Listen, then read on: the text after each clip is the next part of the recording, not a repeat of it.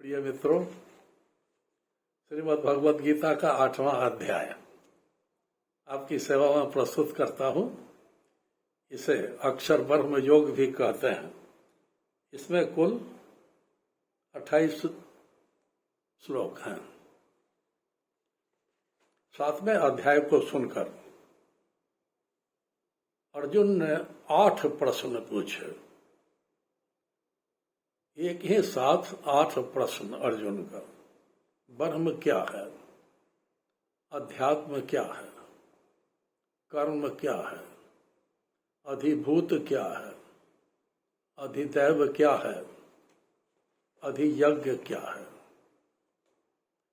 परमात्मा मनुष्य के शरीर में कहाँ रहता है, और 8वां प्रश्न कि मृत्यु के समय परमात्मा को कैसे जाना जा सकता है, अनुभव किया जा सकता है।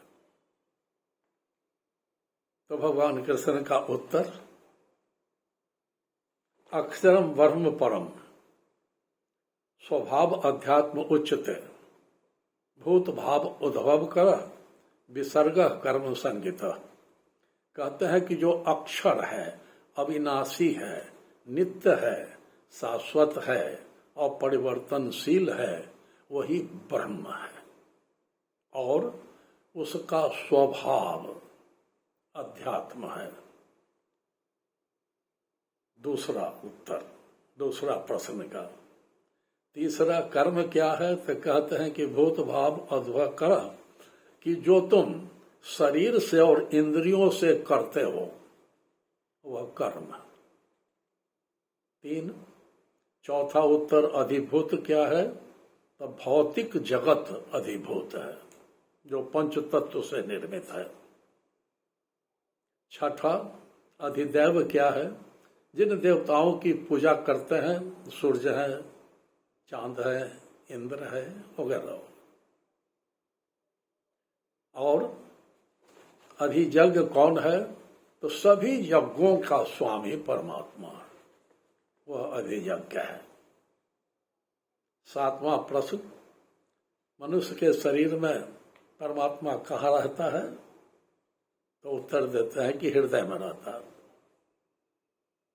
8वां, मृत्यु के समय कैसे अनुभव कर सकते हैं।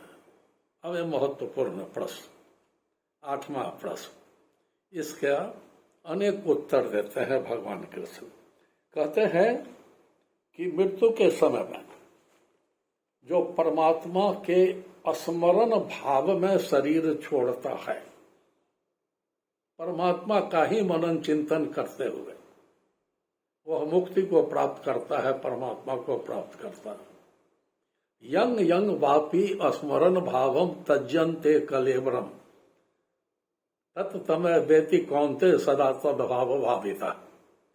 कि मृत्यु के क्षण में जो तुम्हारा अंतिम विचार होता है, वही अगले जन्म का प्रथम तत्व होता है।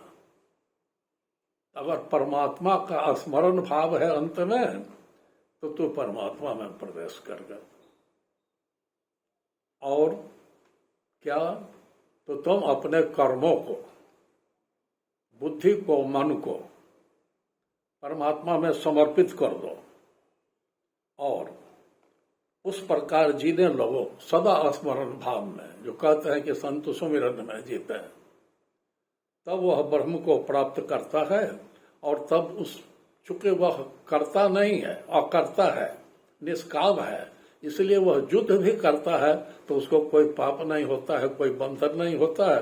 तुम भी युद्ध करो, मत डरो, कोई पाप और बंधन नहीं होगा। सारे कर्मों को परमात्मा को समर्पित कर दो और तुम अपने कर्तव्य का पालन करो।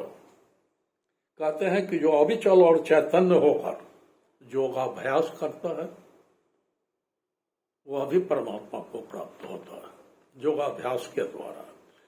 एक और बताते हैं, वो बड़ा महत्वपूर्ण है, कि मृत्यु के समय अपने प्राण को तुम भ्रुकुटी में ले आओ, आज्ञा चक्र में, दोनों आंखों के बीच में जरा सा ऊपर, वहां ले आओ, प्राण को वहां स्थिर करके और अविचल होकर, अविचल मन से ब्रह्म का स्मरण करते हुए शरीर छोड़ो तो तुम परमात्मा को प्राप्त हो जाते हो। और जो वेदरागी हैं, वीतरागी हैं, जोगी हैं, ब्रह्मचारी हैं, वेद के ज्ञाता हैं, ज्ञानी हैं, वे सभी परमात्मा को प्राप्त होते हैं।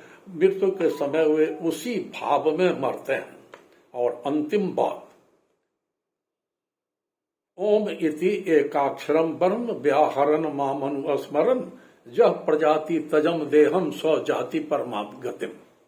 कहते हैं यह ओम जो है, एक अक्षर, दुर्ग ऊ ऊपर चंद्र बिंदु, उच्चारण में ओम, ओम का उच्चारण करते हुए या ओम का श्रवण करते हुए या ओम का स्मरण करते हुए जो शरीर छोड़ता है वह परमात्मा को प्राप्त हो जाता है, वह परम गति को प्राप्त हो जाता है।